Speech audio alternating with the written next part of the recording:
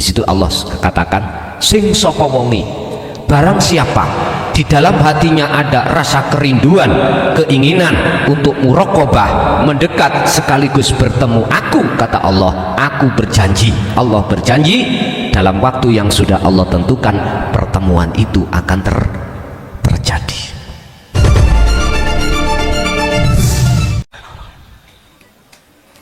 Assalamualaikum warahmatullahi wabarakatuh. Bismillahirrahmanirrahim.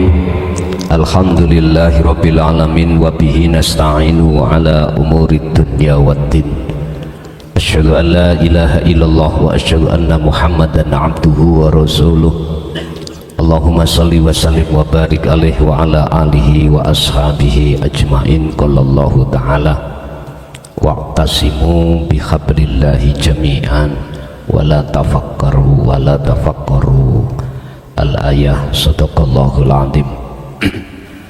Puji syukur alhamdulillah kita panjatkan ing ngarsa dalem Gusti Kang Maha Kuwaos, di mana kita pada kesempatan malam hari ini masih dipertemukan Allah dalam suasana halal bihalal, masih mampu riayat.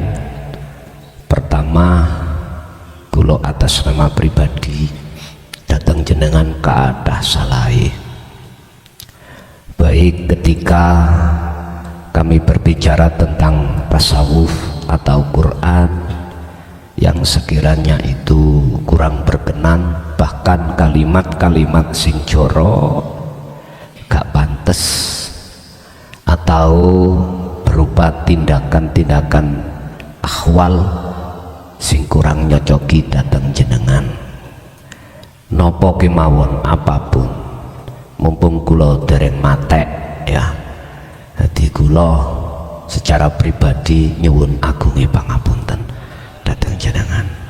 Semenuga kula ngoten sampai dino akhir pun saya selalu membuka diri, pintu pemaafan terhadap jenengan. Gak mung saiki tok sampak bongko nggih tak buka pintu pemaafan ngoten.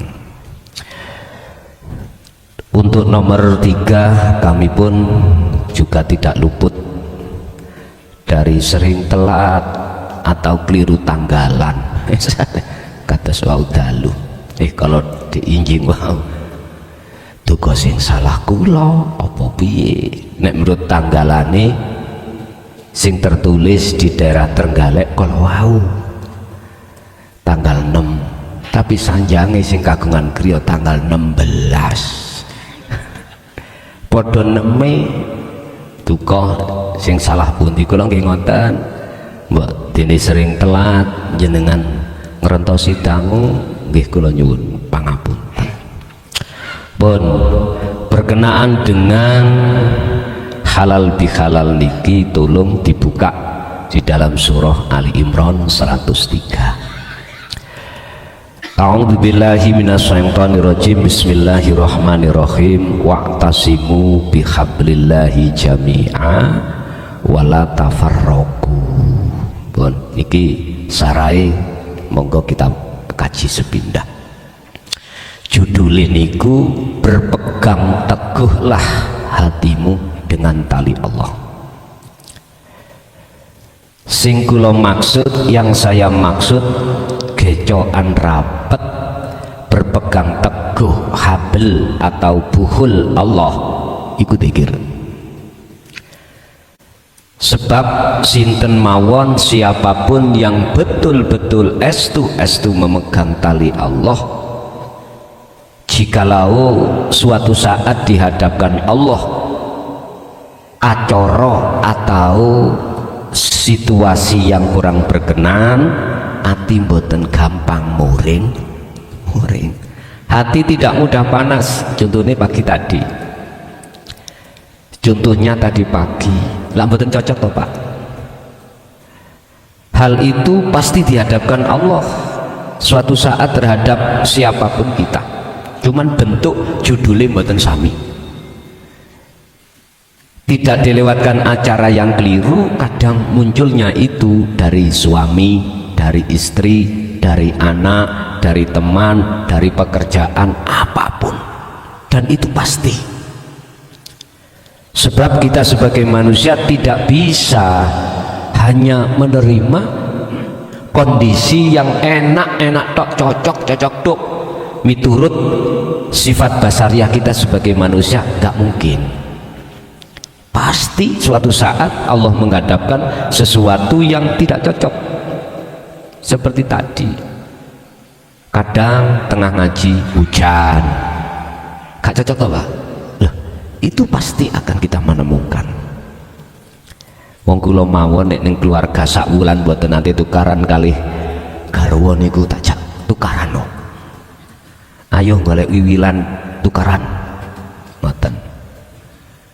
Niku supaya liyabluwakum ayyukum ahsanu amala. Nah disitulah supaya hati sampean kali kula biar tambah kuat olehnya memegang tali Allah. Makanya perlu nih zikir dipegang itu di situ. Dalam hal ini Allah mengingatkan dalam surah Ali Imran ayat 103, wa'tasimu do cecekelano rapet sira kabeh, berpegang teguhlah kamu sekalian bihablillahi kelawan taline Allah, jami'an kelawan sekabehane. Maksudnya tali wa'tasimu bihablillahi wa huwa adzikru sirul asrar, wa huwa utawi tali habl mang iku adzikru zikir eling. Eling itu kesadaran. Bukan yang dimaksud tali atau zikir di sini diucapkan baik lisan maupun hati dengan kalimah isim atau nama Allah, bukan. Yang dimaksud zikir di sini adalah wahwa sirul asrar, rahasia di dalam rahasia. Jadi setelah rahasia, di dalam rahasia itu ada rahasia lagi. Ingat, fi kulli mukawwanat iku ing dalam saben-saben mukawwanat minal kaun, piro-piro makhluk khafiyun utawi ada sesuatu yang paling halus. Setiap makhluk itu ada sesuatu yang halus. Siapa dia? Al-hayyu, maksudnya ai al-hayyu, urip. Wa huwa wujudullah, itulah wujudnya Allah. Urusan jenengan terima gak terima, Gusti Allah kok urip, misalnya ya, dudu urusaku. Panjenengan kali kula niki trimo atau enggak trimo, saya tidak ngurus. Saya hanya menyampaikan risalah, hanya saya sampaikan risalah ini. Walaupun jenengan masih bertentangan wujudi Allah sing kula maksud itu tadi, mboten napa-napa. Niku hak jenengan. Illa mubasyiran wa nadhiran.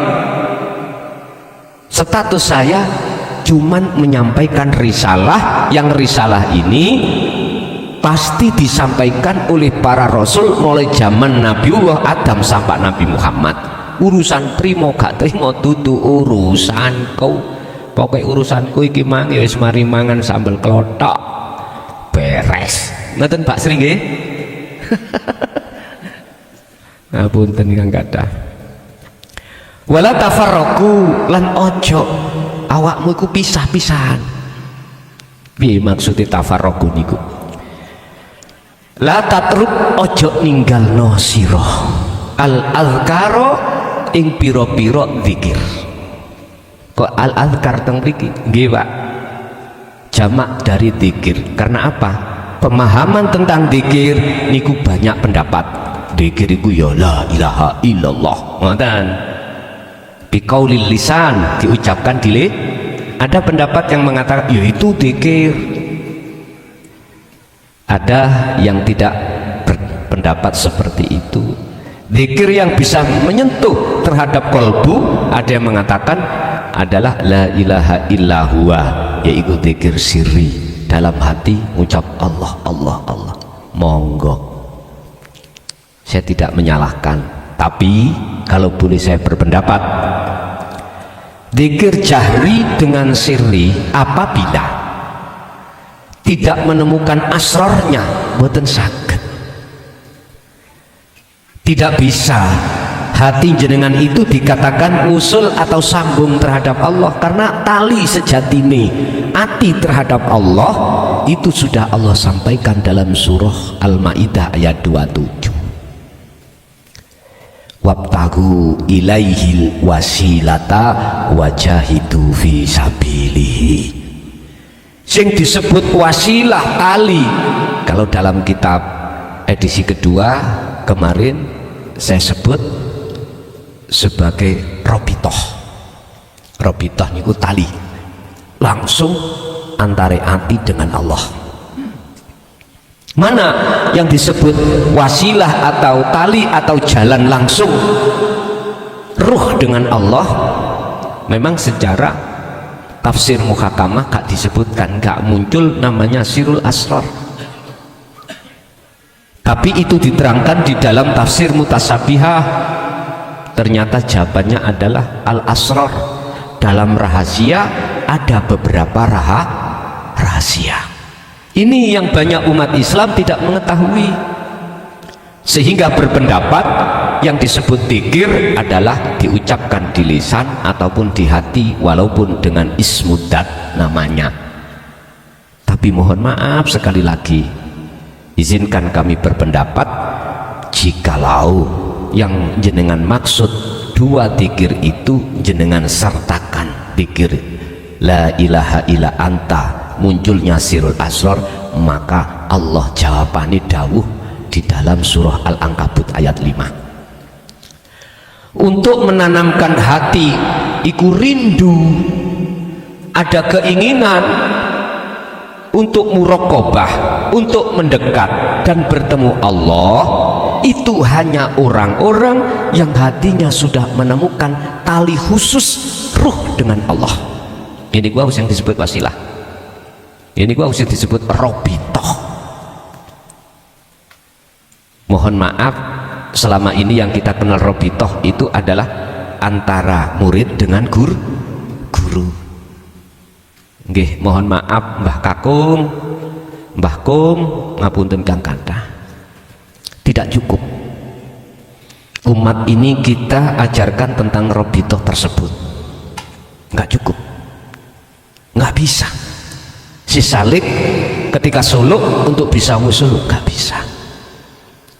Saya bicara atas dasar fakta teori, mboten saged. Tapi kalau kita jelaskan tentang robitoh, tali khusus ruh langsung dengan Allah, inilah yang akan menghantarkan jenengan itu dalam surah Al-Ankabut ayat 5 itu. Di situ Allah katakan, sing sapa wonge, barang siapa di dalam hatinya ada rasa kerinduan, keinginan untuk muraqabah, mendekat sekaligus bertemu aku, kata Allah, aku berjanji, Allah berjanji dalam waktu yang sudah Allah tentukan pertemuan itu akan terjadi. Mangkana yarjullaha, di situ dikatakan Allah seperti itu. Makanya wala tafarraqu, dan janganlah kau itu berpisah-pisahan. Maksudnya kalau bahasa syariat nggih, jenengan gak oleh mutusno silaturahim, ngoten lho. Tapi sing maksud niki adalah jenengan iki la tatruk adzikra, jangan pernah kau putus tali hatimu datang Gusti Allah. Wadhkuru nikmatallahi alaikum, ingatkah jenengan iki atas nikmat-nikmat yang sudah Allah berikan.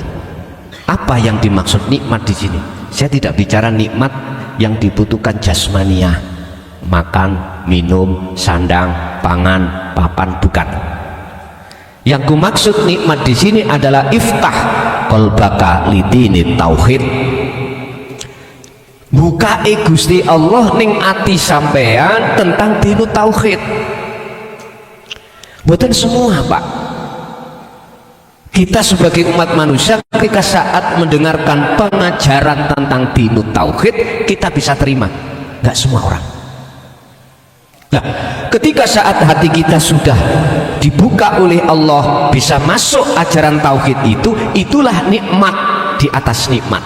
Nikmat inilah Pak yang paling berharga, karena inilah yang dimaksud kebutuhan ruhaniyah kita, baik di dunia, lebih-lebih setelah kita tinggalkan dunia.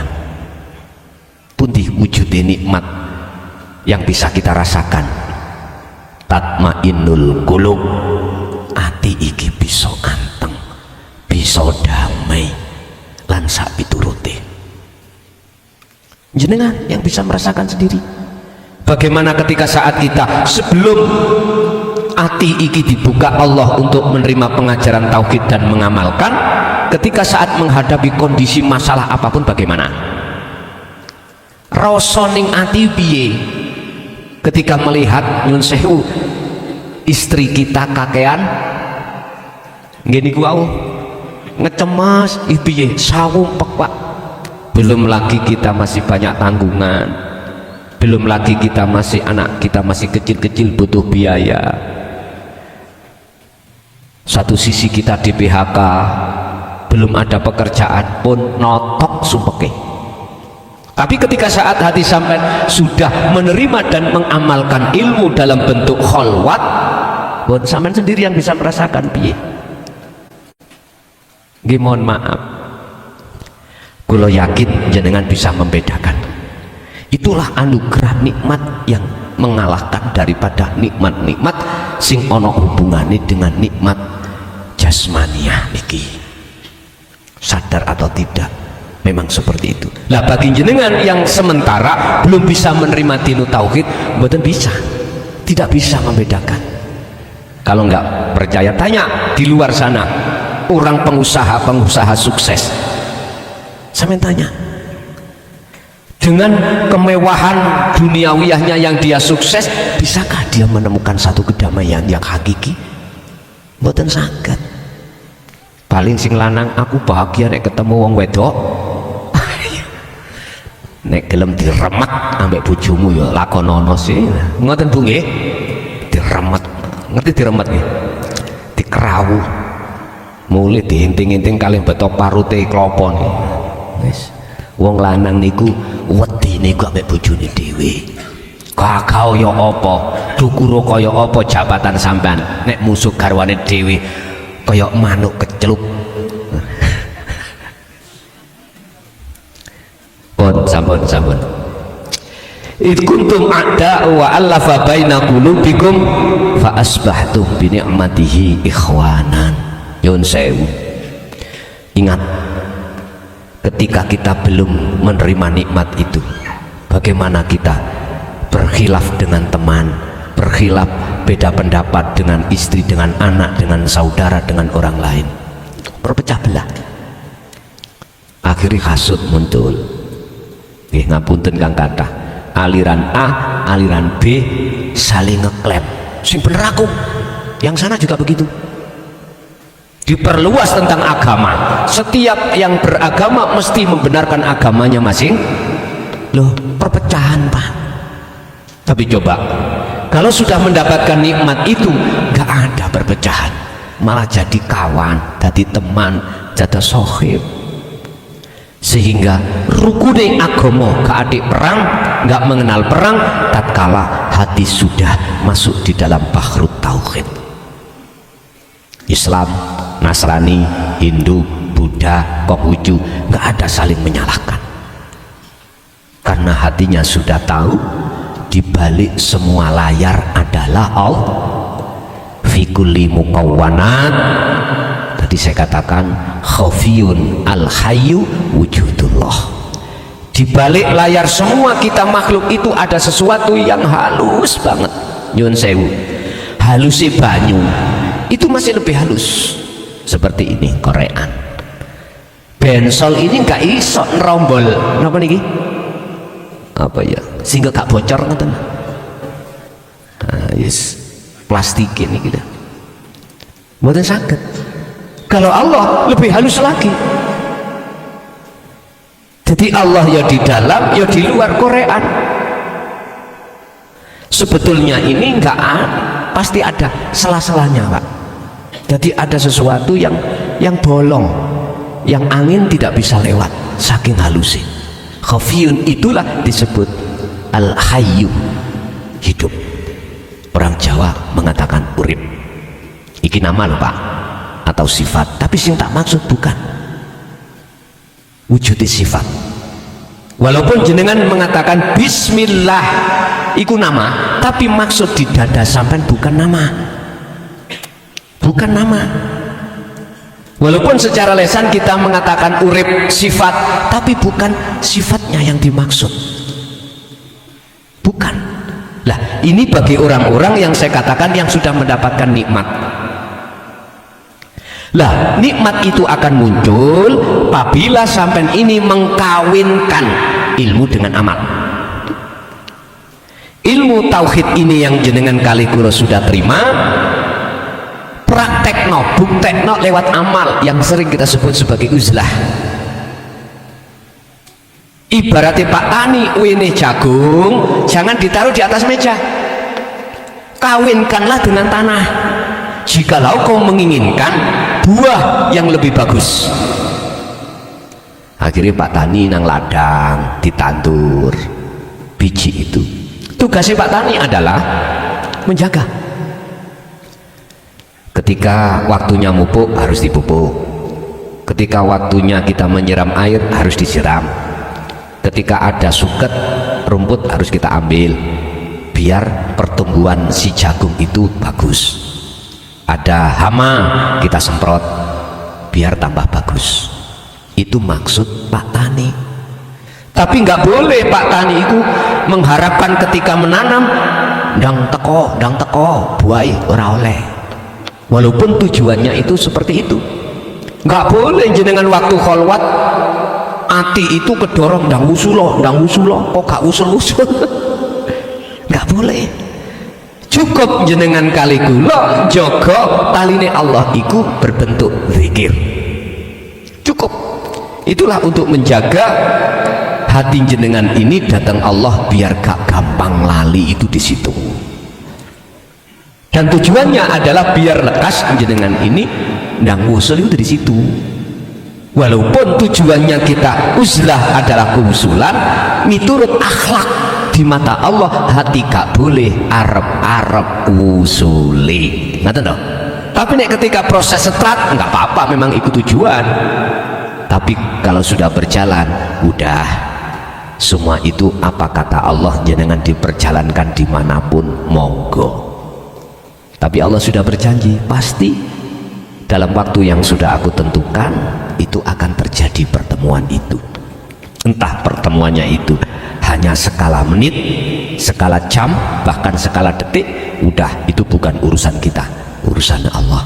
Pak Tani itu urusannya jogo ya apa sekiranya, bagaimana sekiranya jagung itu buahnya bagus. Nanti ingatlah ketika saat kita itu dulu sebelum menerima dinut tauhid ini, kita ada persulayan, kita apa, ada syirik, ada hasud, ada takabur dan lain sebagainya. Jenengan yang bisa merasakan karepe napa kok kita itu diingatkan dikon iling bab iku supaya kita berhati-hati menjaga nikmat atau anugerah yang sudah Allah berikan terhadap kita. Perkara nek golekane angel iku jenengan iki pasti tidak sembrono. Niku biasa ngoten. Makanya dulu Pak, dalam hal konteks memahamkan ilmu aja dulu susahnya setengah mati. Karena para masyayikh kita, romo-romo kita olehnya menjelaskan kebanyakan itu memakai bahasa kinayah, bahasa isyarah, sanepo, nggak paham-paham. Belum lagi sulitnya menemukan kefahaman itu mengkawinkan dengan bertapa atau berkholwat atau beruzlah. Nek jenengan sakniki wis penak. Dalam pemahaman Gusti Allah sudah tidak pakai isyarah, belak-belakan, akhirnya mudah diterima. Sekarang tinggal kesulitan kita menemukan mengkawinkan ilmu dengan amal, dengan laku. Lah niki mengapa di situ ada istiqomah untuk mengikat, menjaga. Mengapa Pak Tani setelah menanam jagung tidak langsung ditinggal, wis sak cukul-cukule, sak wowoe, mengapa tidak begitu?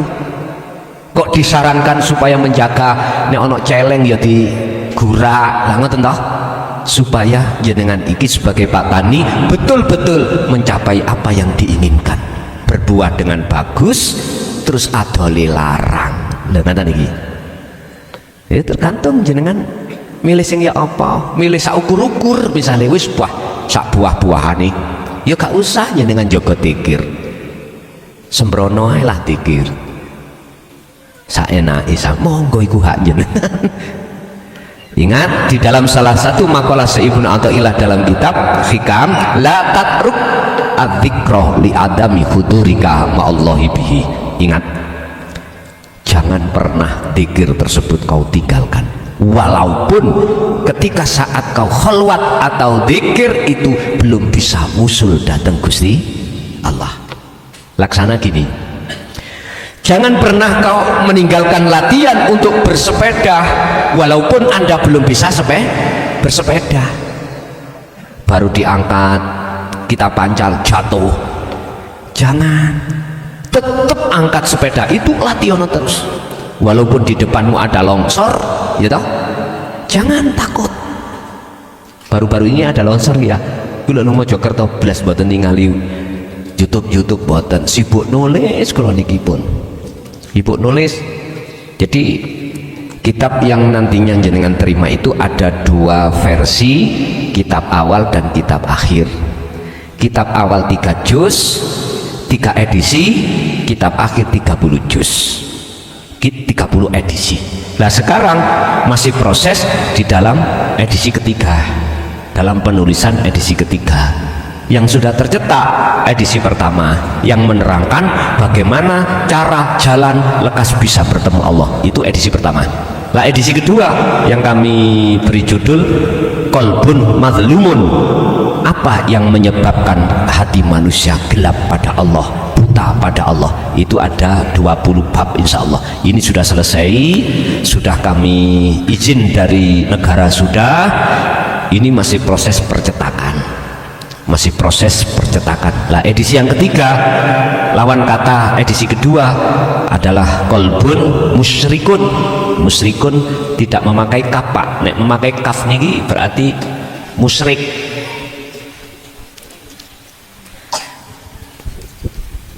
Sahabat harus paham. Qalbun antara musyrikun dengan musyrikun. Nah ini, jadi kita memakai ini, artinya yang bercahaya, hati yang bercahaya. Kok bisa? Lewat apa? Prosesnya bagaimana? Kok hati itu bercahaya? Artinya hati yang makrifat pada Allah. Ini masih dalam proses penulisan. Nggih ngapunten. Kados saya kesini sudah dapat 1 ayat, nanti malam saya tulis. Mengapa hari ini harus saya diterjadikan Allah? Pagi tadi kejelik, artinya salah faham, nggak ngaji, terus sekarang malamnya ndak, itu masuk dalam hikayah, hari cerita. Inilah Pak, pentingin jenengan iki gejoki rapet pikir, sehingga ketika saat mengalami kondisi yang kurang cocok, hati mboten gampang muring temeriku. Akhirnya hatinya mencorong nang Allah. Sing digawe wau nggih ngoten, Pak, mboten kecewa, mboten Gus, pun mboten napa-napa. Kalau tanggal 16 itu mriki melih, kalau kinten mboten karena diisi acara lain. Saeling kula Pak tanggal 6, tapi pendengarannya beliau 16. Loh, inilah termasuk ayat yang harus kami tulis nanti. Apa yang menyebabkan hati jenengan ikut tidak ta'thirud dunia, tidak ketutupan perkara situasi dunia ini, balik maneh nang dzikir. Sapa sing betul-betul setiap saat bahkan setiap nafas menjaga zikirnya, maka gak mudah hati itu muring. Akhirnya saketi nerimo ing pantun. Oke. Lah niki tak selesai dulu sambil naos, nggih tak tulis, nggih mungkin sudah selesai kitab akhir yang 30 edisi 30 juz itu nanti saya sudah boten nulis nek diwene umur maneh dening Gusti Allah disuruh menyampaikan risalah yus monggo, nek sudah selesai kok ikut tondo kula bongko alhamdulillah, berarti tugasku selesai, warisane ya kuwi wis kanggo anak putu. Sebab mohon maaf saya curiga tapi gak curiga, kula bedek tapi gak bedek. Apa sepanjang 24 tahun kami tidak pernah disuruh Allah nulis, kok iki ujuk-ujuk masuk 1 Rajab itu dikongkon nulis. Ayo yes, kemungkinan besar kula ndang bongko ngoten wis mari penak. Jangan sampai gak usah bingung, ada nanti yang Allah tunjuk siapa itu terusnya ada ngoten. Dene memang seperti itu ya alhamdulillah, berarti kula mboten kluyuran. Eling, wong mati niku, wong sing ninggalno alam dunya niku ono macam loro. Siji dalam alam barzah kegelapan, loro dalam alam barzah yang terang benderang. Makanya kami sebut su'ul khotimah dan husnul khotimah. Yang masuk di dalam kegelapan, dia tidak akan pernah bisa melihat alam dunia ataupun lebih-lebih alam akhirat. Tapi yang kedua ini ahli syuhud bisa melihat keadaan alam dunia, lebih-lebih alam akhirat. Ini Quran itu. Tapi kalau supe ayat berapa itu? Wa min waraihim barzakhun ila yaumi yub'atsun. Itu disebut alam barzah. Barzah itu dinding hijab antara dunia alam dengan akhirat, terdinding. Sekarang kita di dunia. Hati ini ada yang mendindingi terhadap Allah tak? Kalau edisi kedua kitab ya toh Qalbun Mudlimun, jangan harap setelah tinggalkan alam dunia jenengan itu tidak gelap, mesti gelap. Sakwise tinggalkan dunia itu, alam yang kita dapatkan itu sesuai dengan alam ketika kita di dunia. Kalau di dunia berbuta hati kita pada Allah, pasti di situ buta. Buta itu mesti temani gelap.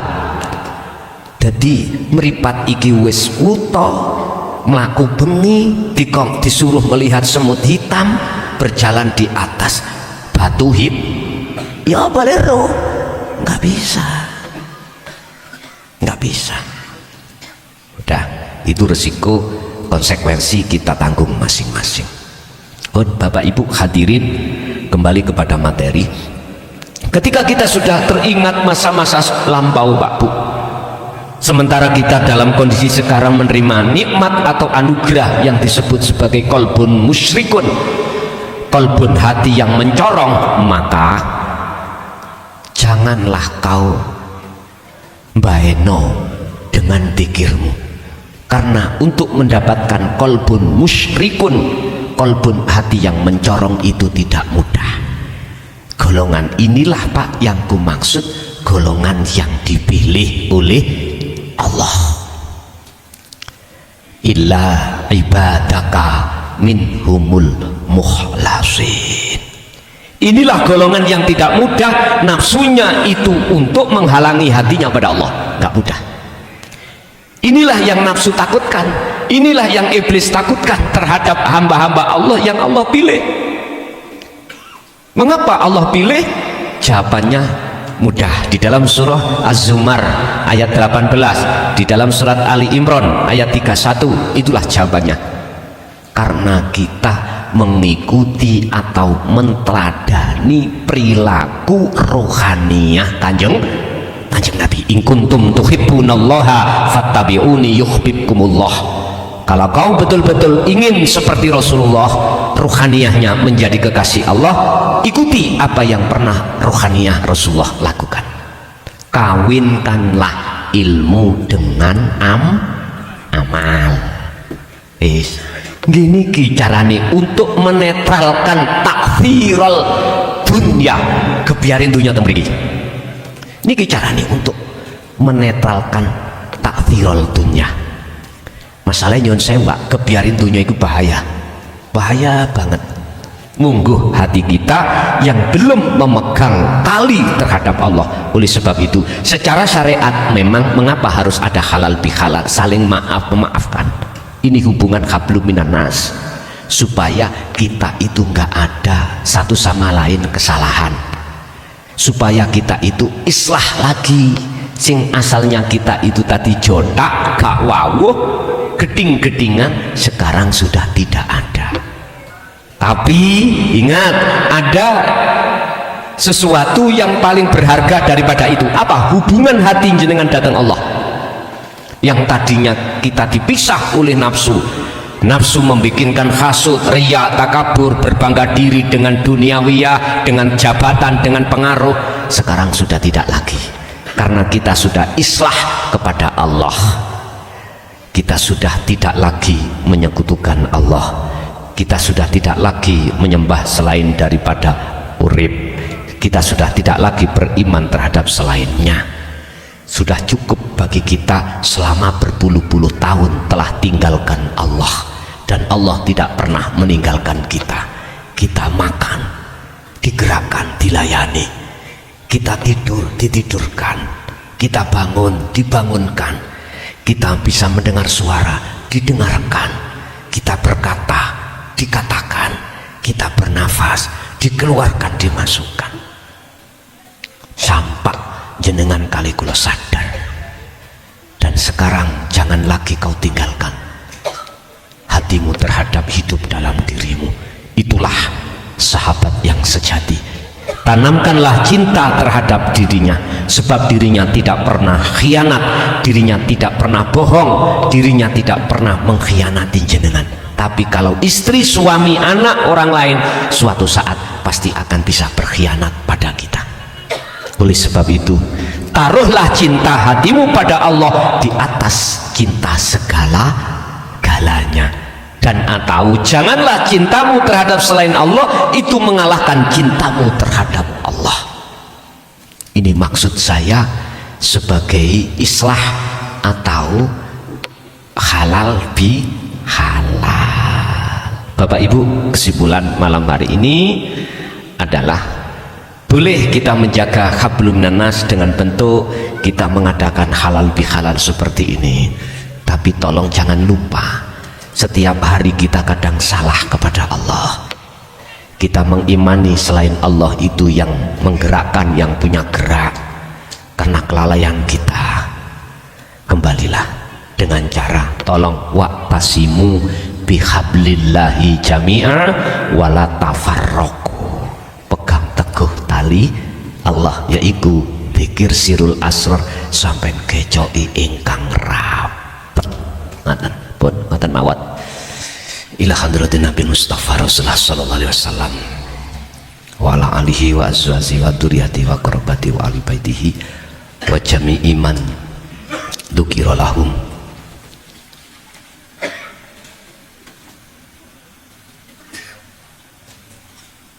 Al-Fatihah.